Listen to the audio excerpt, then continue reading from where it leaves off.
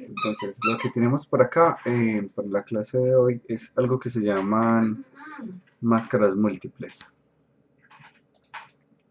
Cuando tenemos máscaras múltiples, lo que tenemos es la posibilidad de tener, pues es muy obvio, pero múltiples máscaras almacenadas en el personaje. Es decir, pensemos en que ese es el personaje y tiene tres texturas. Esta textura, que es la textura pues, principal del personaje, esta otra textura, esa otra textura, y yo quiero combinarlas con base pues, en tres máscaras. Sin embargo, pues qué tal si yo no guardo tres máscaras, porque pues necesitaría más espacio, sino que guardo una sola máscara en RGB. Ya les voy a mostrar entonces cómo sería esto. Pero bueno, aquí básicamente pues como qué textura voy a poner en qué parte de, del personaje. Aquí tengo esta otra, digamos algo como esto. Para entender esto un poco más fácil, voy a empezar a tomar esta textura, que es como donde están las múltiples máscaras, y a mostrar como cada uno de los componentes. Entonces voy a tomar aquí uno de los códigos que habíamos hecho la clase pasada.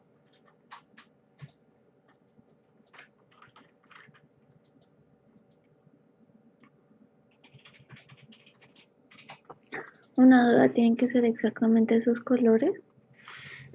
Sí, porque digamos que la idea es tomar, es utilizar los canales rojo, verde y azul, pero entonces como resultado cuando uno utiliza los canales rojo, verde y azul, pues es que se van a ver esos colores como se ven ahí. Aquí voy a tomar pues un código que tiene solo una textura y, y se la pone al personaje, pues ese es el shader que hicimos la clase pasada. Voy a ponerle aquí máscara, creo que se llama la otra categoría, dejémoslo en textura y le pondrá explicación máscara. Y como siempre creo un shader con un material.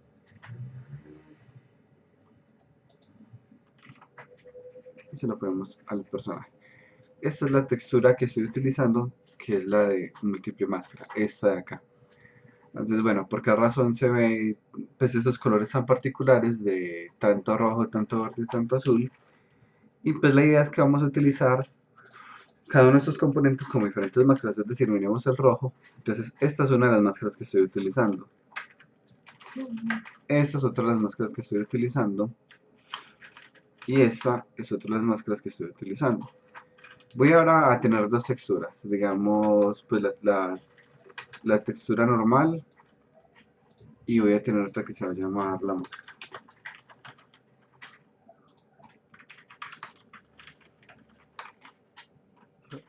Una pregunta, profe. Sí, ¿Está limitado entonces a tres máscaras múltiples o se pueden más? 4 por el alfa. Ok.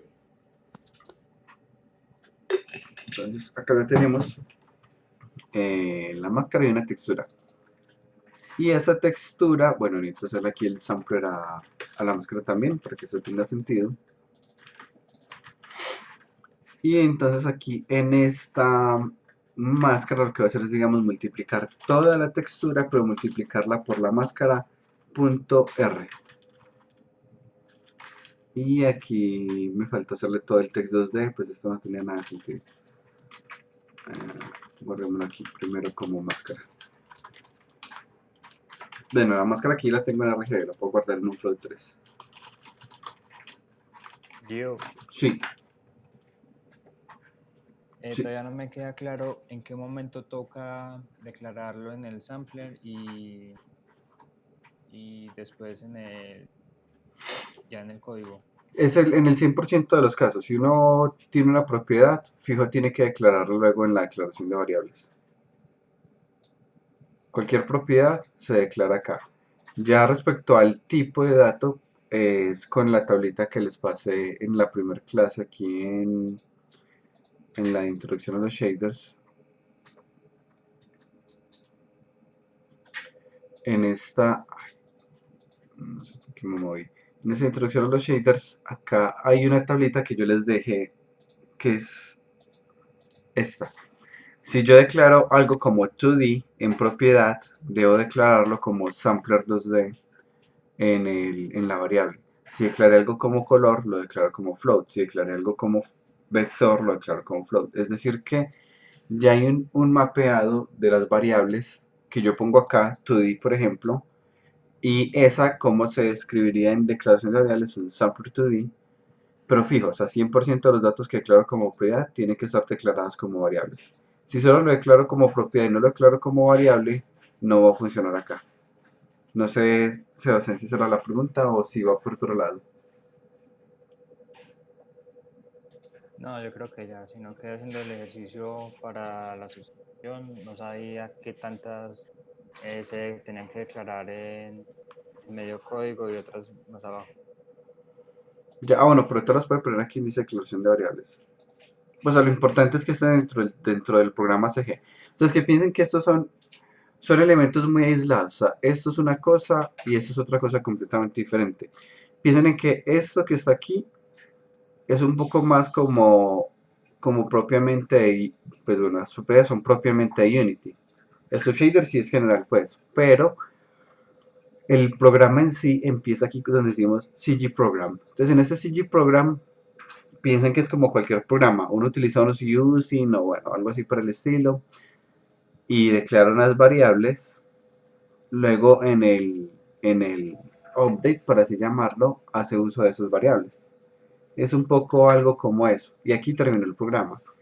Pero estas variables que yo estoy utilizando acá, que aquí las puedo utilizar, que estas serían como, abro comillas, variables globales, y yo las puedo utilizar acá, claro, pero ¿cuál es su valor inicial? Yo quiero dárselos de Unity, yo quiero como serializarlas. Para poder hacer eso, pues también tendrán que estar escritas aquí en la parte de las propiedades. Espero que con eso vaya quedando un poco más claro, pero la verdad pues va quedando más claro en la medida en la que ustedes mismos van escribiendo los shaders y voy Sí, respondiendo las dudas, pues. Ahora aquí entonces seguiré con este, voy a ponerle aquí que es la máscara, eh, es la máscara que voy a leer, esta de acá, punto .rgb, pues no la guardé como un float 4, solo tomé el RGB porque yo sé que en esta máscara no utiliza el alfa, y acá entonces en máscara, voy a ponerlo multiplicado por la máscara punto rojo, y ahora arrastremos aquí la máscara, arrastrémosla hasta acá, y aquí pongámosle la textura del personaje. Entonces sigue siendo el mismo principio que habíamos hecho la vez pasada, en donde tengo ya una máscara, pues como que se comporta igual que las máscaras que trabajamos en la clase pasada. Voy a volver a mostrar cómo es la máscara. Ah, miren, otra cosa que no les había mostrado que también se puede.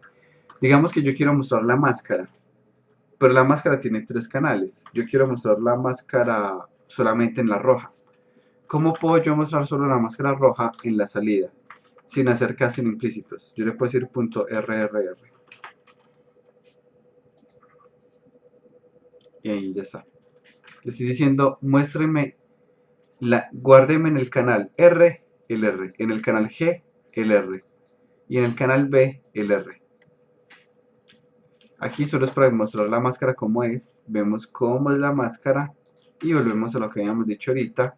Y es que yo multiplico esa máscara que les acabo de mostrar por la textura del personaje y me da esto de acá. ¿Qué preguntas tienen hasta ahí?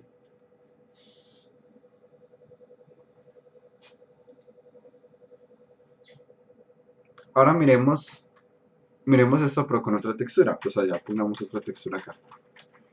Entonces textura 1, textura 2, textura 1, textura 2. Lo mismo aquí, textura 1, textura 2. Porque si la declaré como propiedad, la declaro como variable, ya el nombre del V cambia. Ya es textura 1 aquí. Y para todos voy a utilizar el V de la textura 1. Pues da lo mismo pues en este caso si le estoy, o sea, todos van a trabajar el mismo offset básicamente, eso me refiero. Y acá entonces ya sería tener otra textura, voy a poner aquí ya un poquito más largo, porque ya sería float 4, textura 1, igual a esto, y un código muy parecido que se llama textura 2, y luego el C, que va a ser la textura 1 multiplicado por la máscara en R más la textura 2 multiplicado por la máscara en G.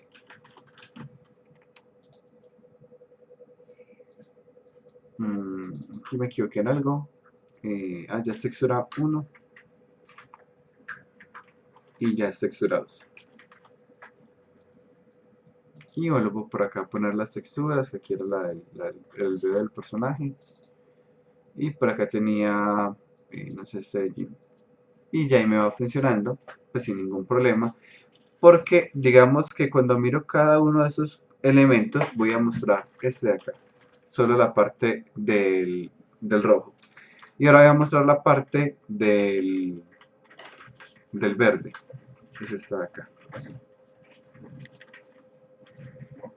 Y ahí está, cuando uno mira como ese es, digamos, este tono o esta textura en la cara, pero el resto es negro, yo puedo sumarlo sin absolutamente ningún problema con este de acá. Y yo sé que cuando los voy a sumar, el hueco que hay aquí, pues llamemos negro como hueco, ese negro va a encajar perfectamente con el color azul, porque cuando yo sumo azul más negro, me va a dar el azul, porque sumar 0 va a dar exactamente el mismo color. Y pues ya lo que se quería es repetir exactamente ese mismo proceso, pero para el último canal. Esto es supremamente utilizado, los estudios que ya están más organizados, digamos, ya tienen muy bien definido cómo trabajar su múltiple máscara. Yo por lo general he hecho shaders que hacen uso de múltiples máscaras en los proyectos, ya que es una forma de uno ahorrarse espacio y lograr un comportamiento, digamos, un poco más optimizado. Por ejemplo, en el de uno de los proyectos que fue AYC del año pasado, que era mobile, entonces pues había que tratar de ahorrar tanto como fuera posible. Se tenía unas ciudades y en esa ciudad el shader tenía la cantidad, o sea, qué tan metálico era una textura y qué tanto emitía en luz en la misma textura, pues que es diferente del shader estándar de Unity. Cuando uno mira el shader estándar, en el estándar shader uno tiene una textura para el albedo, otra textura para el metallic y otra textura diferente para el emission, por ejemplo. Mientras que en este era la misma textura de metallic, era la misma de emission, y ya entonces pues se estaba uno ahorrando un canal, porque se tenía la textura del albedo normal y la de metallic en el canal verde se estaba guardando las zonas donde podía emitir. Y en el canal rojo pues sí estaba la parte metálica como tal, y ya aquí pues en el emission ya lo que emitía era un color multiplicado por esa máscara específicamente. Por ejemplo, en el estudio, uno de los estudios de Bogotá, el que es el más grande de allá, se me escapa el nombre, que hicieron los assets de Arc Evolve. Ese es, el simbolito es como un mico, si no estoy mal, ¿alguien recuerda el nombre? 360 Studio, ¿Cuál, perdón? 360 Studio, creo que era. No, no es otro, bueno, no, se me escapa por completo, bueno, ahorita lo busco. O me acuerdo, de más que con la que pensaron, no me acuerdo. En este, por ejemplo, cuando hablábamos con una de las personas que maneja el equipo pues, de arte, que fue quien nos recibió en la visita, nos comentaba que ese ha sido pues como parte del proceso de ellos pues evolucionar mucho como los protocolos internos, y parte de los protocolos internos son definir por ejemplo cómo se van a manejar las máscaras en los shaders. Entonces él me decía como bueno, si ya sabemos que, por ejemplo, en el canal azul siempre vamos a poner los desgastes de las armas, porque las armas, o sea, está el arma, pero puede tener como unas partes más oxidadas, unas partes rayadas. Entonces ya saben que hay una máscara que va a ser, digamos, el canal azul para poner las partes oxidadas. Así como dar otra máscara para las partes más brillantes, otra máscara para y tal cosa.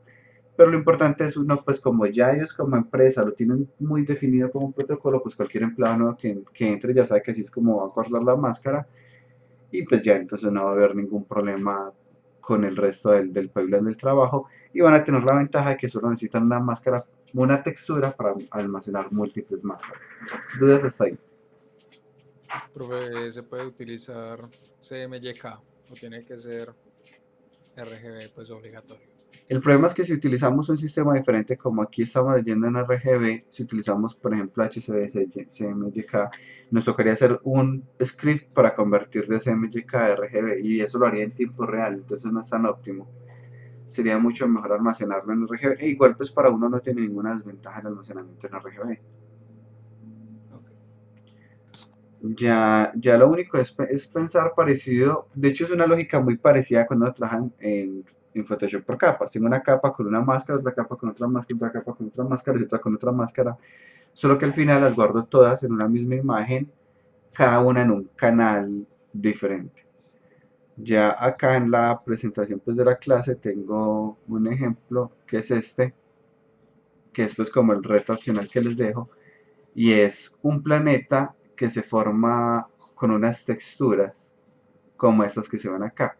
Sin embargo, si notan, las texturas tienen difuminado, porque yo no quiero que el cambio de textura entre el agua, por ejemplo, y la tierra sea completamente brusco, entonces ahí sí el verde se difuminó con el azul.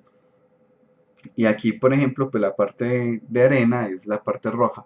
Este truco se utiliza, por ejemplo, para los mapas procedurales. Entonces, en un mapa procedural ya no se me vuelve a mí un problema tanto de, pues como un problema en el que uno no sabe desde dónde empezar, sino que ya se vuelve un problema de generar una textura aleatoria. Y algoritmos para generar texturas aleatorias, pues hay muchos. Entonces, yo genero una textura aleatoria para crear este sistema RGB.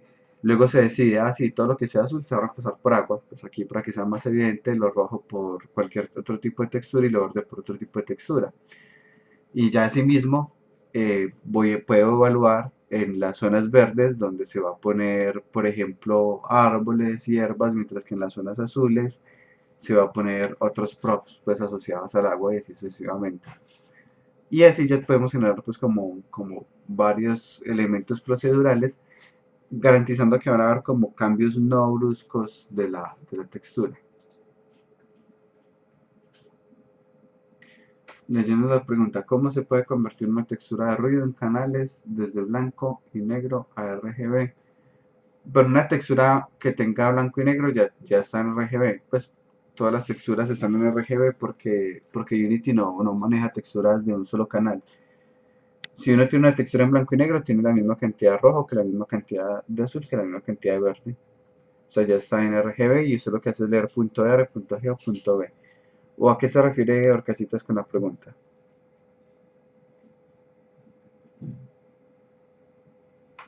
De hecho, antes de que se me olvide, por ejemplo, para uno de los proyectos, yo sé que yo utilicé un shader que tenía ruido, pero yo quería que el ruido fuera diferente en cada eje, pues afectaba a los vértices. Y lo que hice fue utilizar un ruido RGB, como esto de acá.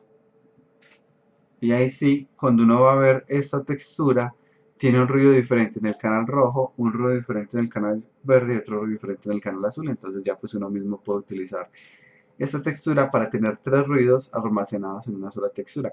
Es decir, pensemos que dado que en Unity no existe el concepto de imagen de un solo canal, cada textura que tiene le está ocupando 3 canales. Si la textura que uno tiene aquí en Unity es en blanco y negro, pues igual está ocupando 3 canales, solo que en los 3 canales guarda la misma información. Y cada vez que uno, por ejemplo, utiliza un shader igual internamente, pues como uno está haciendo el text2D, el text2D ya sabe que ya va a buscar los 4 canales, de hecho. Solo que la ácida del alfa no tiene nada, en el rojo, en el verde y en el azul tiene lo mismo, en el caso de una imagen en blanco y negro.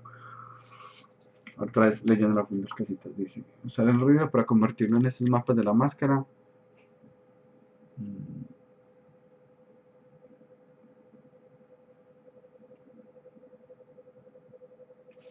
Ya, pero se utilizan, pero hay muchos tipos de ruido. Para uno crear esto que les muestro acá de forma aleatoria, normalmente, si uno pondría ruido, sería un ruido muy suave, no pondría el ruido como como el base para generar texturas. Para generar texturas procedurales, pues hay muchos algoritmos de imágenes procedurales, de texturas procedurales, perdón, que claro, pues utilizan parte del concepto del ruido, pero no es el principal. Y en el caso de ese tipo de texturas que estamos viendo acá, se refiere un poco más, a ver, como cuando uno genera proceduralmente un camino, pues digamos, a ver aquí, procedural.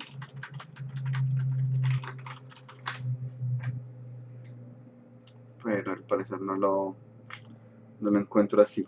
Hay unos algoritmos para uno generar, digamos, rutas, garantizar que los caminos están conectados. Estoy buscando solo directamente como procedural path. ¿Qué es esto? Lo que le creas como una textura en donde es capaz de crear como unos caminos. Estos son algoritmos diferentes que no son exactamente hechos pues como desde una textura de ruido y modificarla, sino que ya hay unos algoritmos que me permiten crear esto. Y asimismo pues sería lo que uno crearía aquí, pues porque uno podría crear como unos caminos o unos algoritmos que tienen unos comportamientos específicos, o lo que podría hacer uno es tomar una textura base y esa textura base empezar a mutarla, como para que no sea exactamente igual, como por ejemplo dilatando, entonces que el azul se expanda más o el azul se recorte, o genero unas texturas y luego las conecto, o sea, puedo generar digamos una textura con 3 puntos y luego con algún algoritmo de edición artificial dejar que entre ellos se conecten, que es lo que hace este algoritmo. Esos algoritmos se llaman region growing, por ejemplo, ya les muestro acá el concepto.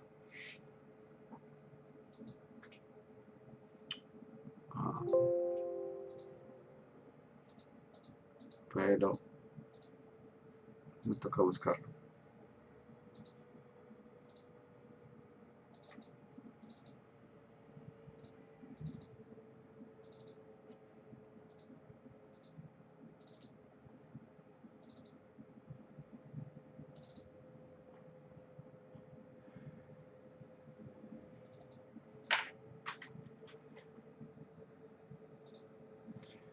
Creo que era ese de acá.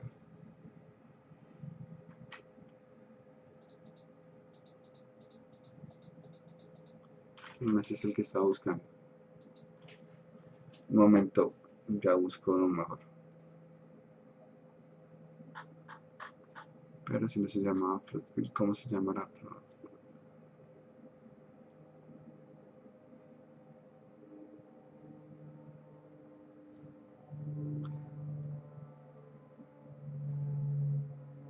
Ah, casi que no.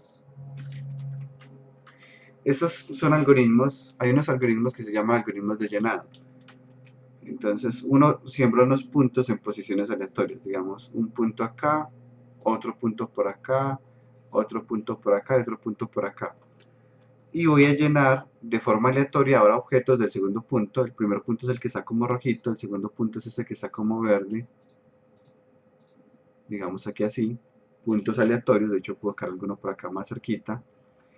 Y luego otro punto aleatorio. Entonces, digamos que ese punto aleatorio me cayó como por acá, así en diferentes zonas. Y ya entonces lo que uno diría es, bueno, después del análisis, las zonas que estén en amarillo van a ser la textura donde está el agua, luego las verdes donde está la tierra, luego las rojas donde esté la arena, por ejemplo.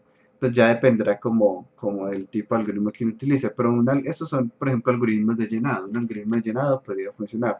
El concepto de un algoritmo de llenado es, si partes de una imagen, que esa imagen podría ser una imagen con un ruido muy suave, no un ruido tipo blanco, sino un pearly noise de baja frecuencia, por ejemplo.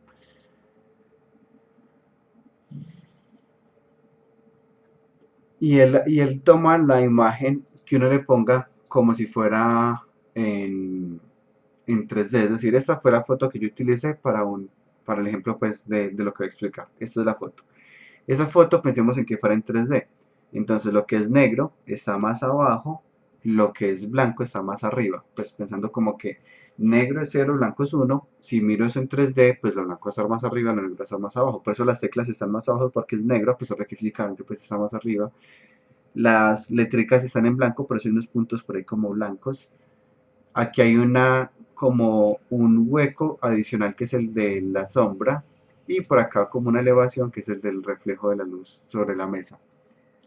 Luego pensemos en que yo pongo unas semillas de forma aleatoria. Digamos que pongo una semilla por acá, otra por acá, otra por acá, otra por acá y así.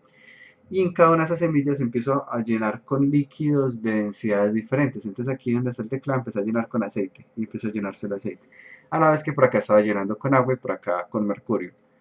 Y bueno, en varias partes. Luego entonces cuando el agua se choca contra el aceite que yo estaba poniendo por acá, pues ellos dos no van a mezclarse, pues porque tienen densidades diferentes. Lo mismo con el mercurio de acá.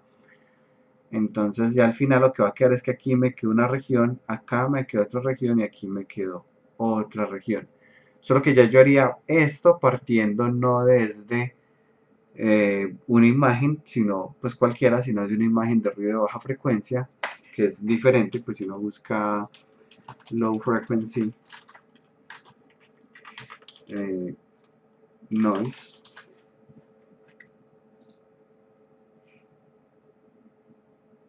entonces busquemos low frequency current noise. Pues miren que tiene baja frecuencia, pues hace cambios muy suaves, podría funcionar para algo como esto. Y como la siembra de semillas está hecha en puntos aleatorios, pues el resultado no va a ser exactamente igual que la forma va a ser diferente. Entonces, bueno, ya hay, como les digo, hay muchos, digamos, algoritmos que trabajan temas como ese, pero es un tema completamente aislado, o sea, ya es prácticamente el tipo de algoritmos que trabajan esa generación de estas texturas para uno luego utilizarlas para generación procedural ya es un área diferente, sería visión artificial, básicamente. Continuando por acá, entonces ya sabemos que podemos utilizar, o sea, digamos, el resumen de eso es puedo utilizar múltiples máscaras. Bueno, por acá pregunta Sebastián, ¿y por qué intervalos de valores? Sea OR o GOV. No, no entiendo la pregunta, Sebastián. No, profe, ya, con todo lo que dijo ya contestó mucho. Ah, Siga, por listo. favor. Dale. Bueno, entonces ya por acá tengo el planeta hecho con las diferentes texturas. Nuevamente puedo utilizar, ya acordar con el equipo cómo se van a manejar. De hecho, alguna vez manejamos en un proyecto una textura en la que en el canal rojo estaba la máscara normal del personaje para cambiarle de color parte de la ropa, pero en el canal verde estaba la textura de dilatación, porque el personaje se podía engordar o adelgazar para generar personajes un poco más aleatorios, o sea que no fueran todos exactamente iguales, y la máscara de cómo se dilataba o se erosionaba estaba en otros dos canales. ¿Y cómo es una máscara para engordar o enflaquecer un personaje? Pues es una máscara en donde, dependiendo de las zonas donde uno gana más grasa, pues va a estar más blanco y donde uno gana menos grasa, pues va a estar más negro. Es decir, cuando uno engorda, uno no le engordan los pies ni la frente. Pues son casos normalmente pues difíciles donde esto pasa pues porque el cuerpo no encuentra donde más almacenar grasa, pero bueno, en términos generales pues no engordan igual. Entonces uno hace una máscara donde la zona de la barriga pues va a estar más blanca, eh, la barriga, un poquito las piernas, el pecho, los brazos, pero en el antebrazo es menos, en las manos es prácticamente cero, en la cara, en los cachetes es más blanco, pero en la frente es más negro. Es una textura que me indicaría cómo se va a engordar el personaje. Si encuentro el ejemplo, en algún momento se los muestro. Ahora miremos acá el tema que viene y es texturas en movimiento que se puede combinar con el tema de máscaras o de múltiples máscaras. Acá el ejemplo que están viendo es un personaje, bueno, acompañado pues de un sistema de partículas, pero en el personaje por dentro tiene una textura que es como de fuego y esa textura de fuego se está moviendo. Entonces nosotros podemos crear varios efectos creando texturas en movimiento. Acá tengo una escena de ejemplo. Ya lo acomodo por acá. Este es custom. Bueno, no, sin movimiento máscara. Aquí elijo la máscara que va a tener y elijo la textura. Y bueno, lo que voy a tener es que puedo tener una textura que tiene el personaje que se está moviendo. Por ahora, pues de hecho voy a ponérsela en todo el cuerpo para que se note más, porque creo que no se notaba mucho. Que tengo una por acá, custom, movimiento, tengo una que es todo completo.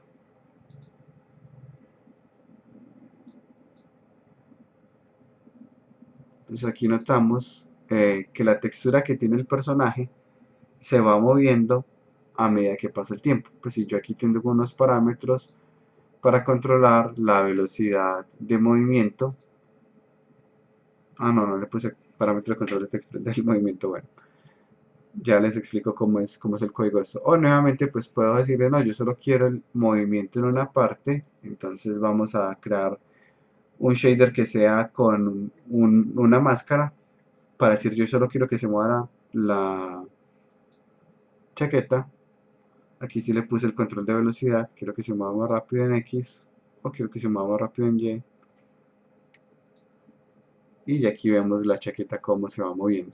En este caso se nota un poco extraño, pero es porque yo no utilicé una textura que estuviera pues bien mapeada para el personaje. Entonces aquí pues ahí se nota un corte brusco. O bueno, o el personaje no fue hecho como pensando en que la chaqueta se le pudiera mover en algún momento, lo cual es como lo más normal. Y podemos ponerle esto con cualquier máscara, como si puedan imaginar. Entonces aquí puede ser algo en la cara, algo un poco tipo, aunque en ese caso era más discreto, tipo la máscara de Rorschach de Watchmen. Sería un buen ejemplo. Pero pensé que tenía aquí la otra textura de la cara y no lo encuentro. Aquí. Entonces podemos tener una textura que tenga movimiento. El taller se lo tengo que cambiar. Y tener una textura pues que se va moviendo, solo que bueno, nuevamente pues las texturas que tendrán que ser mejor planeadas pues para lograr algo como esto. Vamos aquí, un movimiento mucho más lento. Entonces aquí simplemente la textura está, pero se va moviendo poco a poco. Para lograr esto, miremos cuál es como la teoría detrás de esto. El truco que vamos a hacer acá es pensar en el mapa V. ¿Qué pasa? Como habíamos dicho hace tiempitos en la clase de texturas, ¿quién nos dice esta imagen 2D en qué parte del mono 3D va? Es el mapa V. ¿Qué pasa si yo al mapa V le digo que este ya no se pegue aquí en este pedacito del cubo, sino que se pegue más arriba? Y lo mismo al otro, que se pegue más arriba, que se pegue más arriba, pero como eso está envuelto, no es como que va a quedar un píxel por acá sobrando. Lo que va a pasar es que el que estaba aquí arriba, pues ya se movió para acá, y bueno, todo como está envuelto se movió un poquito, como cuando uno mueve el offset en una textura, como cuando yo muevo esto, cuando uno mueve el offset. Lo que está moviendo pues es el mapa V. Entonces vamos a hacer eso mismo, pero vamos a hacerlo en shaders porque pues ya sabemos que es mucho más óptimo y aparte que lo podemos combinar con máscaras. Entonces para hacer eso, vamos a tomar ese mapa V y vamos a desplazarlo. Miremos acá, tengo la textura del movimiento, que la tengo acá declarada, es la textura pues obviamente que se va a estar moviendo, aquí se llama textura movimiento, la declaro acá como variable, hago el texture como siempre. Pero miren que en el mapa V, que históricamente habíamos utilizado V-textura movimiento, o sea, pues cual sea el nombre V y el nombre de la textura, ya estoy utilizando una variable que se llama V movimiento. Primer paso, pues tengo que crear la variable V movimiento. Es tipo float 2 porque el mapa V solo tiene dos variables, la U y la V. Y va a ser exactamente igual al V de la textura. O sea, hasta aquí esta línea, si ignoramos las otras dos líneas, no hemos hecho nada, pues nos va a quedar completamente quieto. Pero ahora lo que hago es que calculo una distancia, que es distancia velocidad por tiempo. ¿Cómo podemos contar tiempo dentro del shader? Con -time.y. Esta es la forma en que se cuenta el tiempo. En la estructura de shaders DCG, que es el lenguaje desarrollado por NVIDIA, hay algo muy particular y es que el tiempo es un float 4. Suena muy raro, pero sí. Bueno, pero esta no es DCG, esta es propia de Unity, perdón. Entonces, Unity tiene unas variables propias que se llama -time. Y es un float 4. ¿Por qué el tiempo es un float 4 y no un float? Es porque ellos guardaron diferentes tiempos ahí.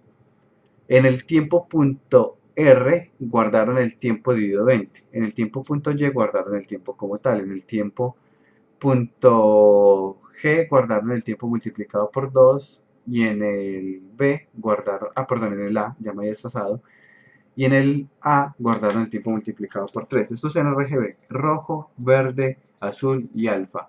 Si yo quiero, pues digamos, el tiempo acelerado, no utilizaría el canal azul, como acá en el ejemplo, sino que utilizaría el canal verde. Solo que si notan, yo no utilicé G, sino que utilicé Y. Pero es lo mismo, es exactamente lo mismo. Es decir, cuando uno dice punto R o punto X valen lo mismo. O si yo digo punto G y punto Y valen lo mismo. Y si digo punto Z y punto B valen lo mismo. Si digo punto W es lo mismo que punto A. Es como el equivalente. Entonces ya sabemos que contamos tiempo con guión bajo time. Si queremos contar en segundos, que es lo más normal, pues time.y. Como distancia es velocidad por tiempo, quiere decir que este de acá es la velocidad. Y este de acá pues sería la velocidad en y. Entonces ya estoy calculando la distancia en x y la distancia en y. Y luego creo un mapa v, que es el mismo mapa v que ya teníamos, pero el incremento con el operador más igual la distancia que ha recorrido.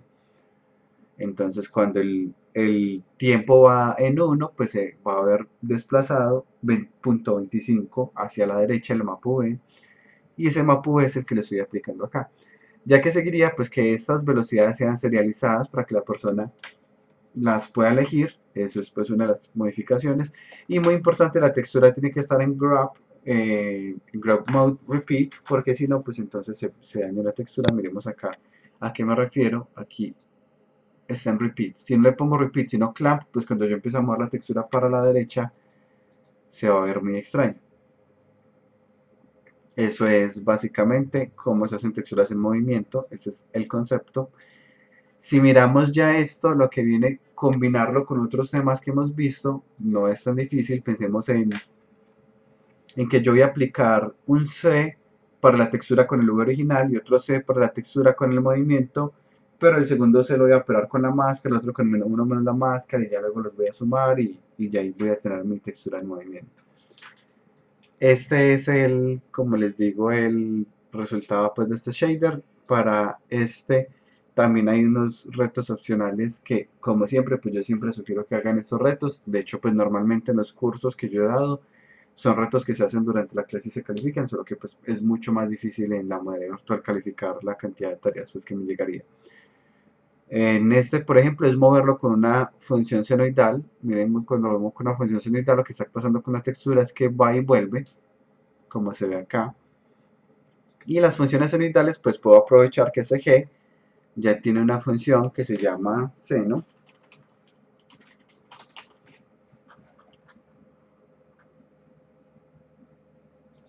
que está por acá. Aquí está, seno de x, que pues me da seno de x como se imaginarán. E igual pueden aprovechar para que vean las otras funciones que tiene ese G, pues porque hasta ahora hemos utilizado muy poquiticas. El otro reto opcional que pongo es crear un shader que solo tenga movimiento donde está la máscara, como es este personaje de acá. ¿Alguna pregunta hasta acá? Profe, cuando tú decías lo de que pues utilizar varios Cs ahorita, es que eso no lo entendí. ¿Utilizar Utilizar qué, un C con perdón? la máscara, que tú dijiste, utilizar un C con la máscara, o sea, lo que entendiera como que uno podía, al final del código, pues que uno pone como C igual, que eso es lo que uno, pues eso es lo que se ve en la textura, me imagino, en ese final. Pues, No, el float 4C, uno puede hacer varios Cs, los nombra C1, C2, C3 y después como los pone, por ejemplo, para que demuestre uno o el otro. Para eso sería la máscara, pues la máscara que fue el concepto que vimos la clase pasada, miremos, volvamos a Pero mostrar. yo pensé que uno podía ponerlo ahí en el, pues con el O puntual B y poner, por ejemplo, que se muestre, y tener varios de esos puntual, pues, no solamente No ya ya. uno. Se es de a uno, claro, solo que uno los combina a través de una máscara, de modo que yo pueda tener dos. En una parte de la máscara tengo Ah, uno, en la otra parte de la máscara tengo el otro. ahora sí comprendo, gracias. Momento, perdón, abrí la misma presentación. Y bueno, ¿qué pasa cuando uno quiere tener mapas normales en la textura. Estos pues como son temas tan corticos, pues en la teoría, pues ya lo importante como siempre les he dicho es que deben practicarlo porque si no pues no tiene mucho sentido. Es que yo puedo también aplicar mapas normales como ya lo hemos visto, pero inclusive puedo combinarlo pues con los temas que hemos visto ya antes. Por ejemplo acá, pues primero que es un mapa normal, entonces un mapa normal es un mapa que me permite emular el relieve. Entonces aquí tengo un modelo con 4 millones de triángulos. Acá tengo un modelo apenas con 500 triángulos y el mapa de 500 triángulos pero con normal map. Y pues trata de emular muy bien el comportamiento. Este concepto pues ya posiblemente todos lo tengan muy claro y esto se vuelva muy redundante pues sobre todo porque pues el tema ya igual lo había tocado en la parte de particles. Pero, ¿cómo incluyo yo un normal map en el shader? Esa es la pregunta pues digamos de hoy. Repasando un poco acá cómo funciona el normal map, por si acaso, parte del concepto de cómo funciona el cálculo de la luz en los motores de videojuegos. El cálculo de la luz funciona a través de un producto punto. Entonces yo aquí tengo un objeto y tengo, digamos, un sol. El sol tiene una particularidad y es que todos los rayos son paralelos. Esto no es verdad, pues, o sea, cuando uno mira cualquier fuente de luz, pues la forma en que esa fuente de luz dispara es radial, ¿cierto? Pues, como el dibujito del solecito. Porque cuando uno hace cálculos de luz con el sol, se trabaja como una luz direccional en donde todos los rayos de sol son paralelos, porque así es como funciona el Directional Light de Unity. Eso es algo que se utiliza en física y en matemáticas, pues de hecho en los cursos que uno ve como una suposición, debido a que el Sol está muy lejos. Es como que esto efectivamente es un triángulo, pues lo que está formando es como una línea por acá y otra por acá y otra por acá que efectivamente pues son líneas separadas. Sin embargo, pues voy a poner aquí, para hacer esto un poco más claro, con una figura de estas de muchas esquinas.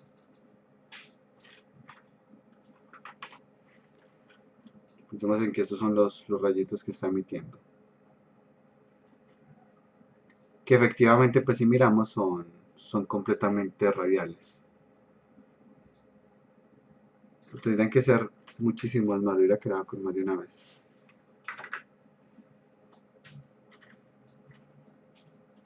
Ahora sí, algo como esto. Y pensemos en que yo estoy supremamente lejos de él, pero estar supremamente lejos del Sol también puede ser, pues, visto de otra perspectiva, es muy pequeño respecto al Sol, ¿cierto? Entonces está por acá este objeto. Y cuando uno mira este rayo de acá y este rayo de acá, parecieran estar paralelos. O sea, pareciera que si yo trazo una línea acá, acá efectivamente se está formando un ángulo de 90 grados y esta línea y esta línea son paralelas. Eso es falso, pues claro, cuando yo me alejo, eso no son paralelas, son radiales. Pero cuando uno está muy cerquitica, esas dos líneas tienen un ángulo tan pequeñito que se utiliza una suposición que se hace en física, y es que si el ángulo es muy pequeño, seno del ángulo, seno de teta, es igual a teta. Y cuando se hace esta suposición, se asume que dos rayos, que dos rayos son paralelos, pues porque básicamente aquí el opuesto se estaría convirtiendo en o sea, la relación entre el opuesto y el adyacente, perdón, entre el opuesto y la hipotenusa es básicamente igual al ángulo y como resultado el que vendría siendo la hipotenusa vendría siendo el mismo adyacente. Creo que era algo como eso, ya no recuerdo bien. La explicación gráfica es más fácil que la matemática. Pero bueno, entonces acá tengo dos líneas que parecen estar paralelas. Esa es la luz direccional de Unity. Ese es como el concepto que se utiliza, a pesar de que en el mundo real pues sería radial. Aquí los cálculos que se hacen pues de luces que imitan el sol siempre se asumen con rayos paralelos, por eso mismo. Entonces aquí ya sabemos que este objeto va a tener unos rayos que provienen todos exactamente desde la misma dirección. En el caso de una luz direccional, pues que es la que se utiliza normalmente en los videojuegos. Así que los rayos que vienen de él, voy a poner aquí el objeto de frente, pues vendrían todos exactamente en esta dirección. Y lo que hago es calcular también, que eso ya lo habíamos visto, un vector perpendicular a la superficie, que aquí sería así, y por acá arriba sería aquí así. Estos son los vectores perpendiculares a esta superficie que tengo acá. Y lo que se hace es el producto punto entre este y este. Como el producto punto entre este y este, pues el ángulo entre ellos es 0, coseno de 0 es 1, es decir, que me va a alumbrar con el 100% de la intensidad esta cara que está acá. Esta cara me va a quedar completamente iluminada.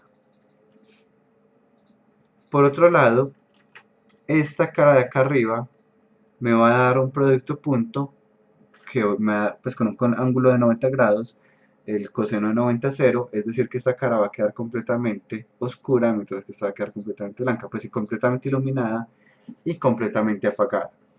Pero ¿qué pasa si yo quiero empezar a simular que en esta textura plana de acá hay más detalles? Que eso es lo que hacen los neuromaps, pues simular unos detalles adicionales.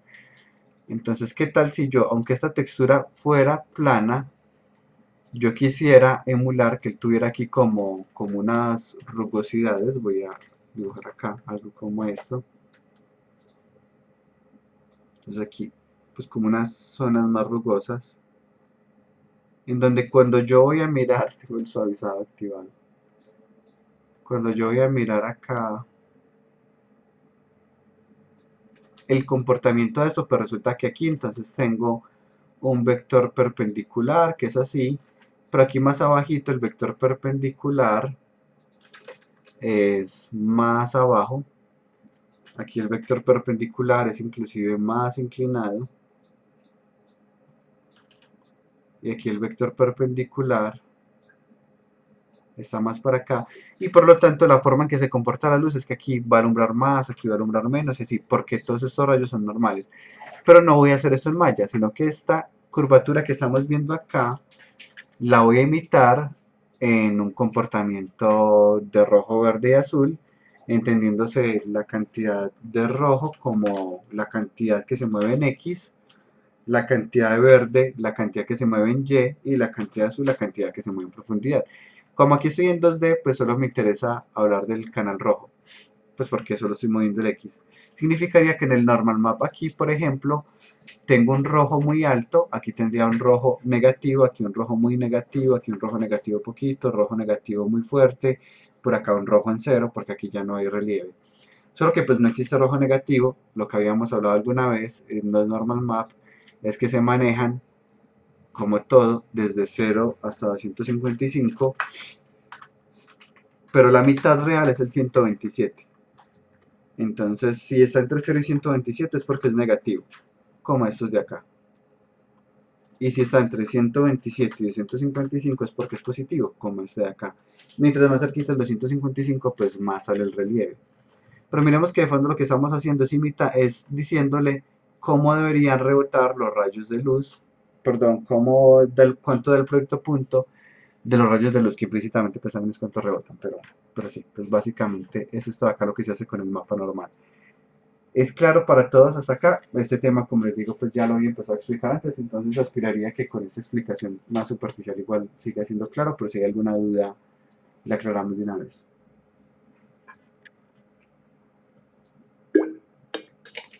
¿No? Entonces, avanzando por acá, ya entiendo que lo que yo quiero incluir es una textura que me va a emular cómo se comporta la luz. Para hacer eso, el código es muy sencillo, y es este de acá, en donde tengo una textura y otra textura que llamé normal, pues está declarada como un sampler 2D, como se imaginarán, y la mapeo normal con el text 2D, es decir, aquí no he hecho nada raro.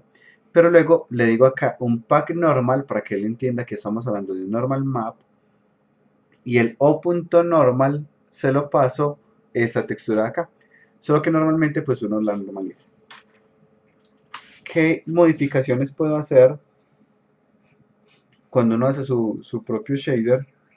Es que uno, bueno, primero pues aquí está la comparación como se ve, aquí no tiene mapa normal, aquí sí tiene mapa normal.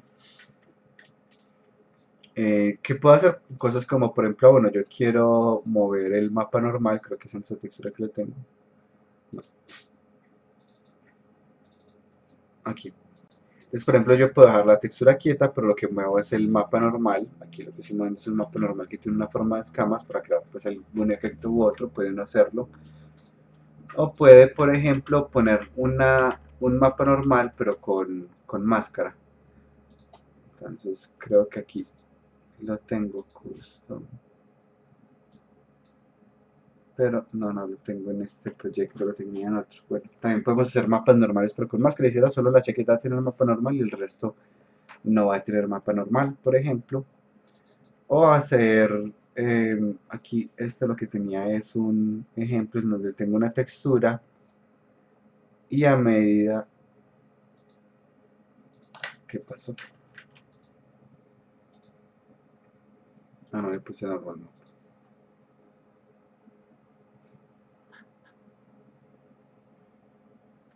Pondré cualquier normal, va para acá. Pero parece que no tengo el script. Bueno, acá lo que tengo es que le puedo cambiar la fuerza desde este parámetro del shader. Entonces aquí si le pongo 2, pues se va a ver más marcado el normal map. Si le pongo 0, pues no se va a ver nada. Si le pongo un valor negativo, pues se va a comportar al revés.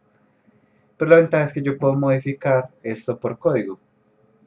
Esto que estamos viendo acá. Y como puedo modificar la fuerza por código, pues puedo hacer, digamos, ciertos elementos que reaccionen con base en el personaje.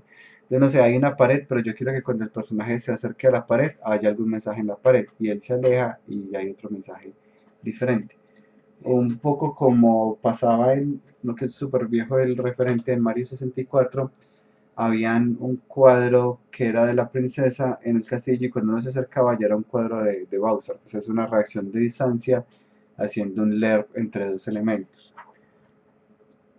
¿Cómo se puede modificar la fuerza? Pues que es la parte, digamos, que no se alcanza a ver aquí en el código, cómo se modifica, que de hecho pues es uno de los retos de la creación que se hacen, es multiplicando el mapa normal por un número. Entonces yo lo multiplico por un número grande, pues el mapa normal me va a dar más grande. Sin embargo, yo no debo afectar para nada el canal azul, es decir, la profundidad se debe quedar tal cual.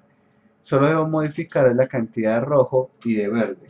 Porque si yo modifico la cantidad de azul, como la cantidad de azul me representa la profundidad completa, lo que va a pasar es que me va a dar, todo se desplaza y como todo se desplaza rápidamente voy a salirme de los límites de los que permite el mapa normal. O sea, cuando yo modifico este último canal voy a mover todo a la vez y rápidamente llegué al máximo, entonces ya no se nota que hay un relieve porque todo está en el máximo número que me podía dar. Entonces lo que vamos a hacer es que vamos a trabajar cuando queremos modificar la fuerza, solo vamos a tomar el n.rg y el n.rg es el que vamos a multiplicar por un valor. Y allá sí podemos estar editando la fuerza del mapa normal.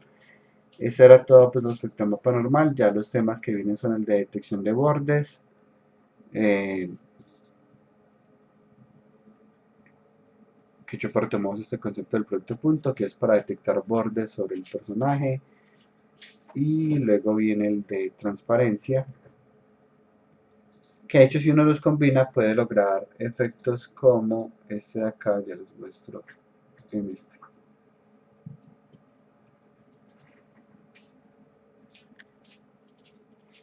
Hago una aclaración, pues para detección de bordes hay muchas formas. Uno puede detectar bordes con shaders de cámara o puede hacerlo directamente sobre el modelo. Yo prefiero hacerlo sobre shaders de cámara si estoy trabajando con modelos low poly, porque no funciona tan bien cuando son... Aquí por ejemplo pues notarán que hay unos bordes, pero no son... Estos sí son hechos con cámara, ya había mostrado unos bordes no hechos por cámara.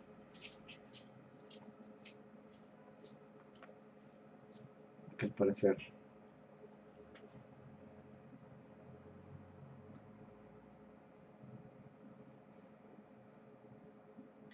uno puede sumar mapas normales, pues podría sí, pero ya uno decidiría cómo los mezcla, si es una suma directa, si tiene una máscara para operar los mapas normales y combina un mapa normal con otro, por ejemplo.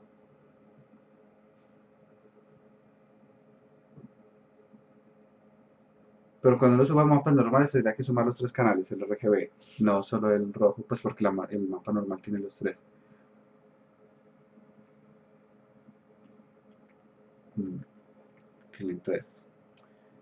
Bueno, básicamente lo que uno hace, pues uno utiliza la detección de bordes para llamar la atención del usuario, resaltar algo. Entonces uno puede tener, digamos, voy a crear aquí un objeto. Bueno, no, pues de hecho utilicemos el personaje. Aquí está el personaje y voy a cambiarle aquí al personaje el layer, pues porque aquí si no ya me lo resalta los bordes por, por shader de cámara. Y lo que voy a hacer acá, voy a cambiar la cámara también que está súper lejos.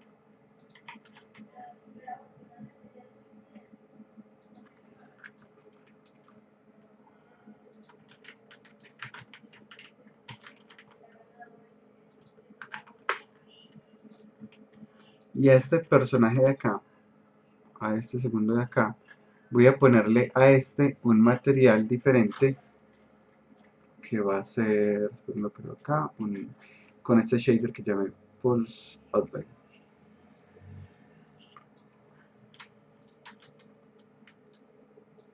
Y se lo voy a poner acá al personaje. Voy a ponerle aquí un color más brillante. Y miremos que lo que tengo es una versión solo de los bordes del personaje. ¿Cuál es el problema de esta versión de los bordes del personaje? Pues aquí podemos ver pues que le está poniendo los bordes y está titilando. Y el resto está vacío. Pues es la combinación del tema de transparencia con la combinación del tema de detección de bordes. Lo que con el caso del personaje, como el personaje está en low poly, hay muchos vértices que se pierden. Mientras que si por ejemplo lo hiciera este mismo ejemplo pero con una esfera, con la esfera sí se ve mucho más marcado, pues de hecho aquí en la escena de juego se nota mucho mejor la detección de bordes. Entonces por eso vamos a hablar de detección de bordes, pero tengan en cuenta que hay varias formas, hacerlo por shaders de cámara o hacerlo pues desde los modelos. Si los modelos no son low poly, no deberían tener ningún problema con hacer la detección de bordes de esta forma que estamos viendo acá. Y pues esto obviamente se ajusta a la rotación, no es como que yo vaya a rotar la esfera y se vaya a hacer algún cambio raro. Entonces esto, como les digo, pues es una de las formas, pero ya estaremos revisando el tema con más detalle. Aprovecho y dejo esto actualizando. Eso era todo por hoy, gracias a todos, ya me voy para tutoría, cualquier duda que tengan me van preguntando en los canales del grupo. Voy a finalizar la grabación, hasta luego.